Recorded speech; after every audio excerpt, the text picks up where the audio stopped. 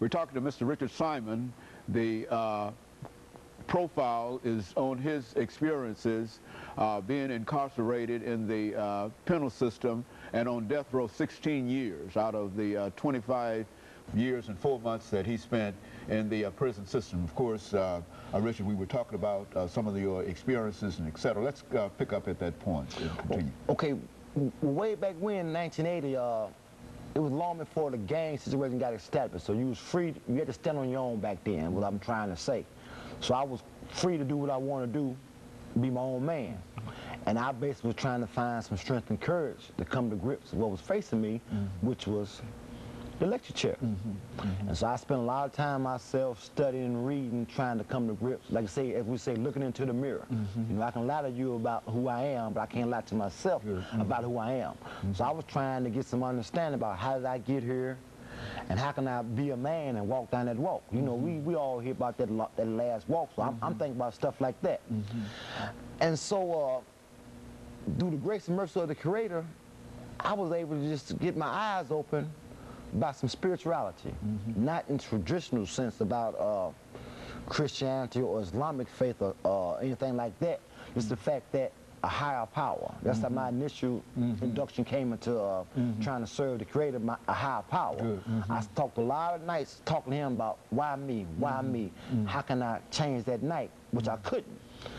And so slowly but surely I began to grow up, like you say, immaturity, because I didn't get my chance to mature before because I was out doing other things. And I started making better choices for myself, you know, and back then, a lot of people would come in like volunteers, and they would say things, oh man, you too young, man, we're gonna get you off death row. That's what I want to hear. So anytime people would say something good, they're gonna help you, that's what you flock with. I wasn't flocking to the people that say, oh man, we're gonna keep you here and keep you in trouble. I was flocking to the people who said they can help me get some help. A lot of people took some time to really say, okay, Richard, you're a nice person, you made a bad choice, but you're still a nice person. You know, there's some redeeming qualities to you.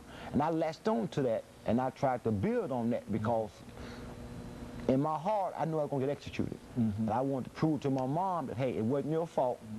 I did it to myself, but these are the lessons I learned from you. So I spent a lot of time writing and trying to put into practice what we say to people. And slowly but surely, you know, I was able to grow up, you know, months became years in prison. I had been in like 5 or 6 years, and I embraced the Islamic faith. You know, I found something that I couldn't say, okay, ask a bunch of questions, something I could practice, where you do good, you get rewarded, you do bad, you get punished. I understood that. And so during the Islamic faith, I was able to do some things to grow up more. And people say, how did you do 25 years and 4 months in prison? I done it day by day. I didn't do it all at one time. As for how I did it, if you asked me 25 years ago, how was I going to do this time? I said, man, I can't do it. I can't do it, you know. But a journey, as we often hear, a journey of 1,000 miles starts with one step. And I try to make good steps to where, okay, I can say, okay, I'm making good choices to my friends, to my family. Those who took the time to come visit me, I try not to get in trouble. All the stuff I could do to prove my worth to myself, to my family, to my Lord, I try to do those things. And through the grace and mercy of the Creator, I grew up to be a man, the one that can say, okay, I got conviction, I got principles. And I was able to do time to a point to where when I had to make a decision, I didn't make no decision based on desire. I tried to make them based on logic, education, and rationale. And see, that's how you got to make, we all got free choices. We got consequences to our choices. And I knew that I made a bad choice. These are the consequences of a bad choice. So I tried to make better choices because as when we're young, I'm sure you know this term, slippers count. When you shoot marble, when that marble falls out your hand, that's your shot. So I'm always thinking, oh, I didn't put myself in this jam, but I won't do it again. And then, oh man, I think this is about 84, 85. You know, they had the big riots in 85. All this went on. I mean, TSP was booming. The murder capital of the penal system per 100 men, you know what I mean? It was all that, you know what I mean? I'm thinking, oh, I ain't with this here. I don't want no part of this here. And they would tell me, so man, just keep your nose clean. That way, when it come time to go for some clemency to the governor, he might spare your life. I said, okay, you know, I ain't got no problem with that because I didn't want to get executed. And then I think it was in 1989 or 90, they actually changed the law about, I ain't gonna say change the law, but they started applying the law as it should be applied about the aggravating circumstances opposed to the mitigating circumstances. They created the death penalty statute, quote unquote, for the worst of the worst. Somebody who got 10 to 15 murders. Somebody, quote unquote, Charles Manson, not for a first time offender or someone who tripped and the gun went off, but you know what I mean, they got, I don't like to use this term, but a simple murderer is not for death row, because a lot of us believe murder is a murder. I'm not rationalizing, I'm just saying that's what the law says. And so I kept trying to, in my heart, put myself in a position to get some help. And then, I don't know how it happened, but the Supreme Court said, in applying the death penalty statute, you know, you got some people should be there, some people shouldn't. And they said Richard Simon never should have been put on death row.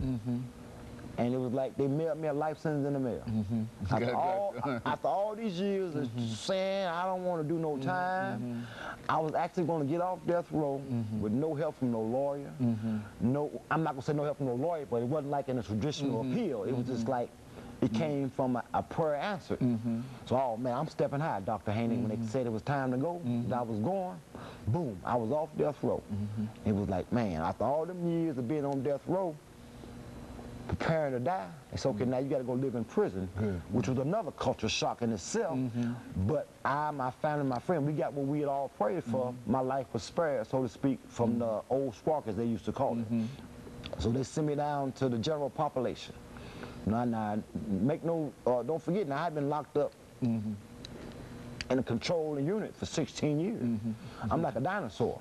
You know, I'm not like the population of the old. They got new population now. It's an institution. So I get out, I think it was May 26th.